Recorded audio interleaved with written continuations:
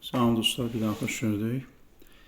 Deməli dostlar, keçən dərsdə biz sifətlərdən danışdıq. Muhammed Füzuli Allahın sifətləri barədə olan rəyləri qeyd elədi. Əl-Bəbul Xamis 5-ci bab bölüm fi əf'alihi, Allahın feilləri barədədir. Və burada yenə Muhammed Füzuli adət üzrə fərqli rəyləri qeyd edir və onları müzakirə edir. Buyurur ki, qalətil fəlasifə, birinci filosoflardan başlayır. Buyurur ki, innəl əf'alə harakətun. Buyurur ki, feil hərəkət deməkdir. Çünki feil nədir? Feil iş görməkdir, hərəkətdir. Məhz bu hərəkətin nəticəsində nəsə yeni bir şey ortaya çıxır. Vəl-hərəkətu mütəalliqatun bil-kəmmiyyəti vəl-keyfiyyəti vəl-eyniyyəti və qeyriha. Hərəkət olması üçün nə olmalıdır? Kəmiyyət olmalıdır, keyfiyyət olmalıdır, məkan olmalıdır və digər amillər olmalıdır. Ona görə hərəkət bu amillərlə əlaqəlidir.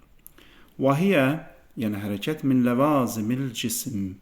Buyurur ki, hərəkət cismin xüsusiyyətlərindəndir, cismin əlamətlərindəndir. Yəni, izah elədik ki, hərəkət üçün nə lazımdır? Kəmiyyət lazımdır, keyfiyyət lazımdır, məkan lazımdır. Bunlar maddi varlığa aid olan xüsusiyyətlərdir. Ona görə mücərrəd varlıq bu şəkildə hərəkət eləmir. Yəni, mücərrəd varlığın da özünə məxsus bir hərəkət anlayışı var, amma orada zaman, məkan və keyfiyyət, kəmiyyət əlaməti və faktoru mövcud deyil. Ona görə buyurur ki, bu şeylər cismin xüsusiyyətlərindəndir. وَالْمُنَزَّهِ عَنِ الْجِسْمِيَّ مُنَزَّهٌ عَنْهَا. Ona görə, əgər bir varlığı biz cisim hesab etməsək, onu cisimdən uzaq bilsək, o zaman o cismə aid bu hərəkətdən də uzaq olacaq. Yəni, Füzuli bunu demək istəyir ki, biz Allah barədə danışanda dedik ki, Allah cisim deyil. Allah mücərrəd həqiqətdir. Allah cisim deyilsə, deməli, o bu mənada hərəkətə də sahib deyil. Çünki hərəkət, qeyd elədiyim mənada hərəkət cismə aid bir xüsusiyyətdir. فَحَكَمُوا بِنَفْيِ الْأَفْعَالِ عَنِ اللّٰهِ أَصْلًا. Ona görə filosoflar ümumiyyətlə Allah barədə feilləri inkar ediblər və deyiblər ki, Allahın feili yoxdur. Allah bu mənada feil sifətlərə sahib deyil. وَقَالُوا تَعَلُّقُ الْقُدْرَ إِلَى الْفِعْلِ لَيْسَ بِفِعْلٍ. İndi burada sual yarana bilər. Yəni, daha doğrusu, filosoflara irad oluna bilər ki, axı biz dini mətnlərdə görürük və ya ümumiyyətlə təhlil edəndə bu nəticəyə gəlir ki, məsələn, Allah yaradır, Allah ruzi verir, Allah öldürür, dirildir və s. Bunlar feildir. Əgər Allahın feili sifətləri yoxdursa, Allah bu işləri necə görür və ya ümumiyyətlə Allahın bu işləri görməsini biz necə vəsf edə bilərik? Məsələn, Allah yaradır, Allah yaradandır. Bu yaratmaq hansı sifətdir? Bu zati sifət deyil. O zaman yerdə bir də ehtimal qalır, feili sifət. Aydındır. Ona görə burada nə etmək lazımdır? Buna izah vermək lazımdır. Bunu biz filosoflardan soruşmalıyıq ki, siz yaratmaqdır, öldürməkdir, diriltməkdir, nə bilim, ruzi verməkdir. Bunları necə izah edirsiniz? Buyurur ki, Füzuli deyilir ki, filosoflar bunu bu cür izah edirlər ki, Allahın qüdrəti sadəcə o feillərlə əlaqəlidir. Yəni, sanki Allah o feillərə feyz verir. Nəinki Allah özü o feili icra edir. Aydın dostlar, ona görə buyurur ki, Təalluqul qudra iləl fi'li leysə bi fi'il. Allahın qüdrətinin feillə, görülən işlərlə əlaqəli olması o feil deyil. Yəni, bayaq izah etdiyimiz mənada feil deyil. Niyə? Çünki vel fi'lu la yasduru illa minel cism. Çünki feil bayaq izah etdiyimiz mənada ancaq cisimdən xaric olur, cisimdən törüyür. Aydındır. Və həzə qaribun iləl mu'təzilə. Sonda Muhammed Füzuli qeyd edir ki, bu rəy Mu'təzilə alimlərinin rəyinə nədir? Daha yaxındır.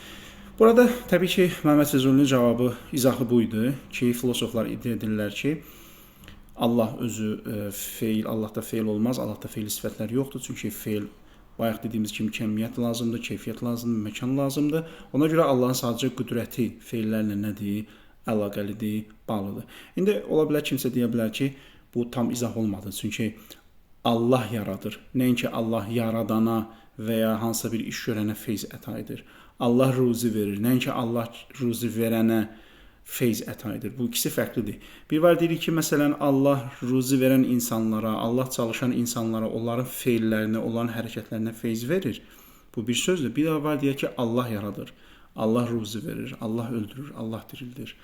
Aydındır. Ona görə Məhəmməd Füzulinin burada filosoflara nisbət verdiyi bu rəy, bu izah tam dolğun izah deyil. Sadəcə bunu demək olar ki, cavabında yuxarıda qeyd olunan feil nədir? Maddəyə məxsus bir feildir. Yəni bu mənada feil təbii ki, Allah üçün qəbul oluna bilməz. Çünki Allah cisim deyil.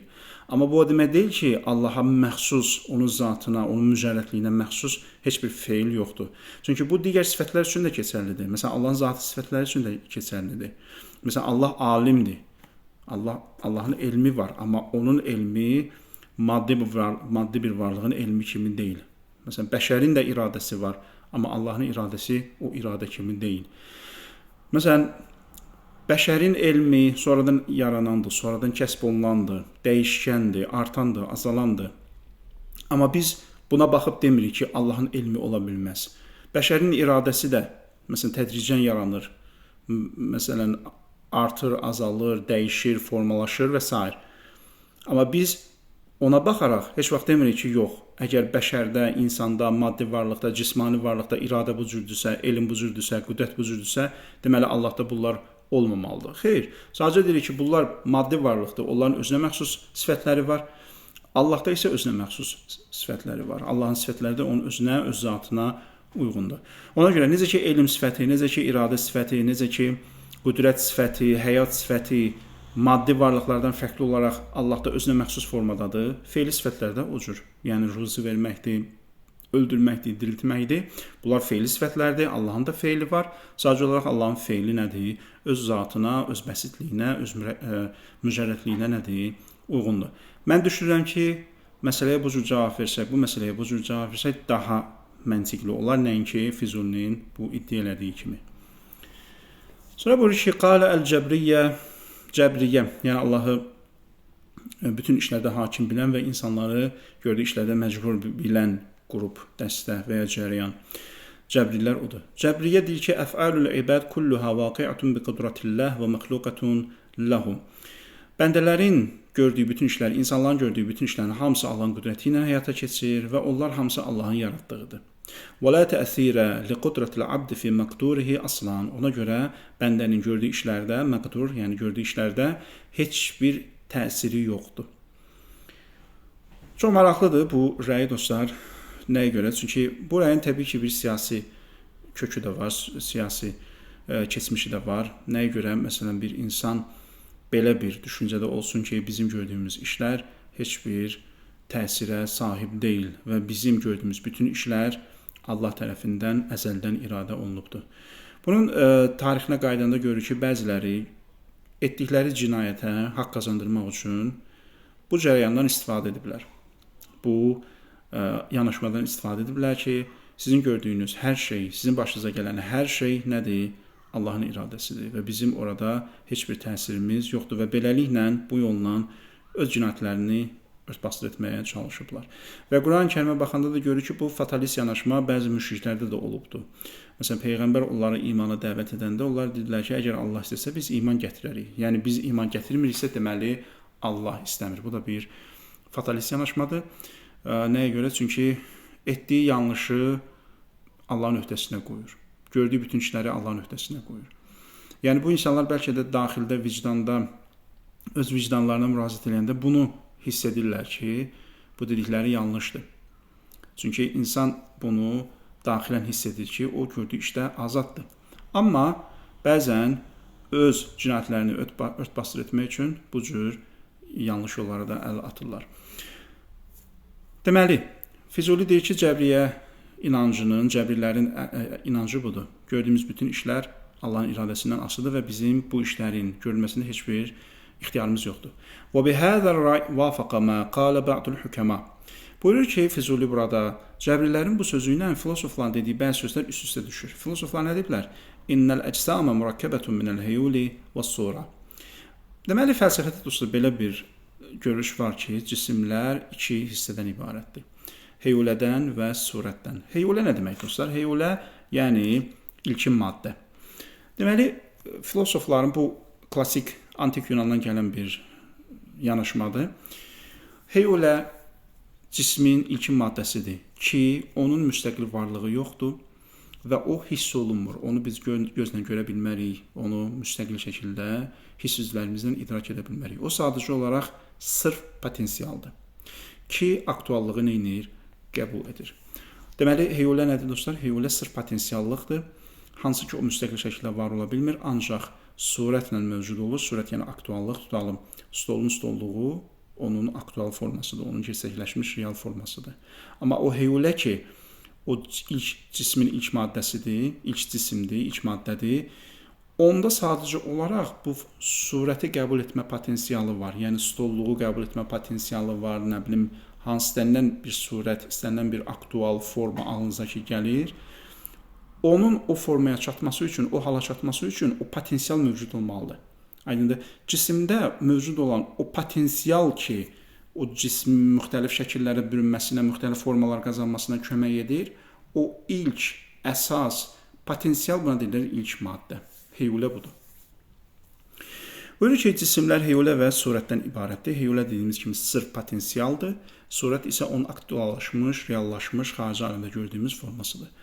Vəl-heyulə tabiatun adəmiyyətun. Buyurur ki, heyulə yoxluqdur bir növ. Nəyə görə? Çünki o müstəqil deyil, axı müstəqil var ola bilmir. Onun maddəsi, cismi yoxdur. O cisim şəkildə müstəqil mövcud deyil. Onu biz hiss üzvlərimizlə dərk edə bilmirik. Sadəcə olaraq təhlil nəticəsində analiz edərək başa düşürük ki, bu cismin bir potensial tərəfi olmalıdır. Sırf potensial tərəfi olmalıdır. Ona görə bu bir növ yox kimi bir şeydir. Niyə? Çünki müstəqil deyil, varlığı yoxdur, vücudu yoxdur, mövcudluğu yoxdur. Sadəcə olaraq potensiallıqdan ibarətdir. Ona görə buyururlar ki, filosoflar, heyulə bir növ yoxluq kimi bir şeydir. Fələv əssərat bimüşarəkətil ədəm ləzimə təsirul ədəm fil vücud. Əgər cisimlər bu heyulənin vasitəsilə nəyəsə təsir etsələr, çünki bir cisim başqa bir cismə təsir edəndə o cismin tərkibində heyulə var. Bu da yoxluq kimi bir şeydir. İndi buradan belə nəticəyə gəliblər ki, əgər cismin tərkibində heyulə varsa, o heyulə də yoxluq kimi bir şeydirsə, o zaman bir cisim başqa bir cismə təsir edəndə sanki yoxluğun vasitəsilə təsir edir. Halbuki yoxluq potensiallıqdan, yoxluqda bir təsir etmə mexanizması, təsir etmə potensialı yoxdur. Ona görə ləzimə təsirul ədəm fil vücud. Əgər biz desək ki, bir cisim başqa bir cismə təsir edir, mənası budur ki, yoxluq varlığa təsir edir. Aydındır? Deməli, hər bir cismin tərkibində bir heyulə var, sırf potensiallıqdan ibarət o həqiqət var ki, onun müstəqil varlığı yoxdur, yoxluq kimi bir şeydir. Əgər biz desək, A cismi B cisminə təsir göstərir, o A cisminin tərkibində heyulə varmı? Var. O heyulə yoxluq kimi bir şeydirmi? Bəli. Deyir, əgər biz desək, A cismi B cisminə təsir göstərir, mənası budur ki, yoxluq da zimnən varlığa təsir etmiş oldu. Halbuki yoxluq varlığın ziddidir. O necə varlığa təsir göstərə bilər? Yoxluğun potensialı yoxdur ki, nəsə təsir etmə qabiliyyətinə də sahib olsun. Ona görə Füzuli deyir ki, filosofların bu rəyi, heyulə barədə, sonra təsir barədə bu rəyi nəyə bənzəyir? Bu, cəbrillərin dediyi məsələyə bənzəyir ki, cəbrillər də iddia edirlər ki, insan heç bir ixtiyarı yoxdur. Və huvə muhalun, belə bir şey də qeyri-mümkündür. Yəni, yoxluğun varlığa təsir etməsi bu filosofların rəyinə işarə edir. Əlbəttə, bu məsələ ki, sırf potensiallıq yoxluqdur. Təbii ki, bu tam dəqiq yanaşma deyil. Çünki sırf potensiallıq yoxluq deyil. Çünki mütləq yoxluğun nəsə bəxş etmə qabiliyyəti yoxdur. Mütləq yoxluqda nəsə potensiallıq yoxdur. Çünki dostlar, bir şeyin potensial halında olması, potensiallığın olması o varlıqdan xəbər verir. İndi o varlığın ən zəif mərtəbəsi ola bilər. Amma əgər bir şeydə başqa bir formaya bürünmə potensiallığı varsa, deməli orada nəsə var. İndi o nədir, onu artıq dəqiq ola bilsin, konkret müəyyən edə bilmirik. Sadəcə təhlil bunu deyir ki, əgər bir şey başqa bir şeyə çevrilmə potensialı varsa, ona biz yoxluq deyə bilmərik. Yoxluq kimi deyilsə belə bu yoxluq deyil. Çünki yoxluq kimi demək yoxluq demək deyil. Bir var mütləq yoxluq, bir var nisbi yoxluq. Bəli, siz buna nisbi yoxluq deyə bilərsiniz. Nəyə görə? Çünki müstəqil vücudu yoxdur, filanı yoxdur, fəhməni yoxdur. Bəli, bu yoxluq kimi ola bilər, amma yox deyil, yoxluq deyil. Çünki yoxluq puçluqdur. Puçluğun da nəyəsə bürünmə qabiliyyəti yoxdur. Və həzə qaribun iləl-əşairə. Sonra Füzuli deyir ki, bu rəy də əşarilərin rəyinə bənzəyir. Qalə İmamul Harameyn minəl-əşairə. Əşarilərdən olan İmamul Harameyn ləqəbli alim nə deyib? Nəfyül qudrə vəl-istita'a anil abdi mimmə yəbəhul aqlu. Buyurur ki, bəndənin, yəni insanın qüdrət və bacarığının olmasını inkar etmək, bu ağlın qəbul etmədiyi, rədd etdiyi bir şeydir. Və isbatu qudratin la athra laha kanafil qudra aslan. Və sən həmçinin insana qüdrət nisbət verəsən, amma onun heç bir təsir olduğunu, heç bir təsirinin olmadığını deyəsən, yəni sən bir tərəfdən deyirsən ki, insan qadirdir, qüdrət sahibidir, digər tərəfdən deyirsən ki, onun heç bir təsir gücü yoxdur. Belə qüdrəti nədir? İnkar etmək kimi bir şeydir. Yəni burada sən nəyi isbat eləmiş oldun? Həm deyirsən qüdrət var, amma heç bir təsiri yoxdur, bu elə onu inkar etmək kimi bir şeydir. Və isbatu təsirin fi halətin la yuqalu kənəfi təsir və təsiri də ağlın qəbul etmədiyi tərzdə əsaslandırmaq, nisbət vermək, bu da elə təsiri inkar etmək kimi bir şeydir. Yəni ya sən bu qüdrəti və ya təsiri bəndəyə nisbət, insana nisbət verəcəksən və onu məntiqli şəkildə, ağlın qəbul elədiyi şəkildə izah edəcəksən, bu başqa məsələ. Amma bir tərəfdən qüdrət nisbət ver və o qüdrətin təsirinin olduğunu de, amma digər tərəfdən onu məntiqsiz şəkildə yoz və heç bir təsirin olmadığını söylə, buyurur ki, bu elə onu inkar etmək kimi bir şeydir. Sanki sadəcə forma nisbət verirsən, amma heç bir mexanizması, funksiyası yoxdur. فَلَا بُدَّ مِنْ نِسْبَةِ فِعْلِ الْعَبْدِ إِلَى قُدْرَتِهِ حَقِيقَةً لَا عَلَى وَجْهِ الْإِحْدَاثِ. Ona görə İmam-ül Hərəmeyn nə deyir? Labuddur ki, yəni lazımdır ki, min nisbəti fi'lil abdi ilə qudretihi. Burada bəndənin, insanın feilinin öz qüdrətindən qaynaqlandığını deyəsən, həqiqətən deyəsən ki, bu feil, insan gördüyü bu iş onun öz qüdrətindən qaynaqlanır, nəinki Allahdandır. Haqiqətən la ala vəşil ihdas, həqiqi şəkildə deyəsən ki, bəli, bu işi o görübdür, nəinki ihdas şəklində. İhdas yəni bu sadəcə arada vasitə olur, amma yaradan başqadır. O hadisəni meydana gətirən, o nəticəni meydana gətirən vasitədir. Yəni sanki insan arada sadəcə bir vasitə rol oynayır, heç bir təsiri yoxdur. Əsas işi görən başqa bir varlıqdır. Xeyr. فأثبت بين العبد وقدرته سببا يكون نسبة قدرة العبد إلى ذلك السبب كنسبة الفعل إلى القدرة. Ona görə İmam-ül Hərəmeynin nəzəri budur ki, insanla onun qüdrəti arasında bir səbəb var, yəni bir həqiqi bir vasitə var ki, bu vasitə onun qüdrəti ilə o vasitəyə olan nisbəti eyni ilə feillə qüdrətə olan nisbəti kimidir. Yəni arada bir vasitə var ki, o vasitə insana məxsusdur və insan həqiqətən həmin vasitədən istifadə etməklə təsir qoya bilir. Əşya üzərində, cisimlər üzərində təsir qoya bilir. وَالْجُبَّاءِ وَإِبْنُهُ أَبُو حَاشِمْ أَسْنَدَ الْخَيْرَ وَالشَّرَّ إِلَى الْعَبْدِ. Cübbai və oğlu Əbu Haşim, bunlar xeyr və şəri insana nisbət veriblər. Yəni həm xeyr, həm şər, bunların hər ikisi mənşəyi də insandır. وَهُمَا مِنَ الْمُعْتَزِلَةِ, bunlar Mu'təzilə məzhəbinə məxsusdurlar. Və Sumamətul Mu'təzili, bu da Sumamə ibn Əşrəs, bu da Mu'təzilə alimlərindən biridir. O deyir ki, innəl mutəvəllidat əf'alun la fa'ilə ləhə. Bu Sumamənin belə bir rəyi var ki, mütəvəllidat dediyimiz şey, bunlar da feildir, amma bunların faili yoxdur, bu işi görən yoxdur. Deməli dostlar, mütəvəllid bir termindir. Bunu feildən ayıran bir özəllik var. O nədir? Feil budur ki, sən birbaşa bu işi görürsən. Bu feildir. Mütəvəllid isə birbaşa görülən iş deyil. Mən bir iş görürəm, gördüyüm işdən nəsə meydana gəlir. Məsələn, mən daşı atıram. O daşın dığırlanması, bu mənim birbaşa feilimdir. Mən atıram. Amma o daş dığırlanır, gedir, tutalım, nəyəsə dəyir və aşırır. Bax, o aşma prosesi artıq, o nəticə, o artıq mütəvəlliddir. Niyə? Çünki mən birbaşa o işi görməmişəm. Mən sadəcə daşı atmışam, daş dığırlanıb. Amma o dığırlana getdi, nəyəsə dəydi, həmin şeyi aşdı. O həmin şeyin aşması ona deyirlər mütəvəllid. Sumamə iddia edir ki, birinci daşın atılması, bəli, o mənim işimdir, mənim feilimdir. Amma onun gedib nəyəsə dəyməsi və həmin şeyin aşması onun artıq faili yoxdur, o işi görən yoxdur. O nədir? Öz-özünə yanılır. Ona görə buyurur ki, bu şeylərin faili yoxdur. Leysə lil abdi sival iradə, bəndən ancaq iradəsi var. Fələ əf'alü tasduru minhu tiba'an. Həmin şeylər təbii olaraq meydana gəlir. O bayaq çəkdiyim misaldakı kimi. Və təbi'ahu əl-cahiz. Cahiz də buraya neyinib? Qatılıbdır. Və qalə cümhurul mu'təzilə və mü'təzilə alimlərin hamısı cümhuru, yəni əksəriyyəti deyib ki, innəl abdə yucidu fi'ləhu bixtiyarihi. Mü'təzilə alimlərin əksəriyyəti deyiblər ki, bəndə, yəni insan yucidu fi'ləhu bixtiyarihi, özü öz işini öz ixtiyarı ilə görür, meydana gətirir. Fəlihədə yəstəhiqqu əs-savabə vəl-iqab. Buna görədir ki, savab və cəzaya layiqdir.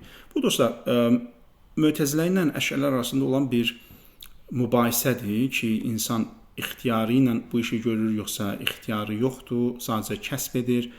Bu tarixdə, yəni çox ciddi bir mübahisələrə səbəb olan məsələdir və bunun nəticəsində ədalət, Allahın ədalət sifəti xüsusi müzakirə obyektinə çevrildi.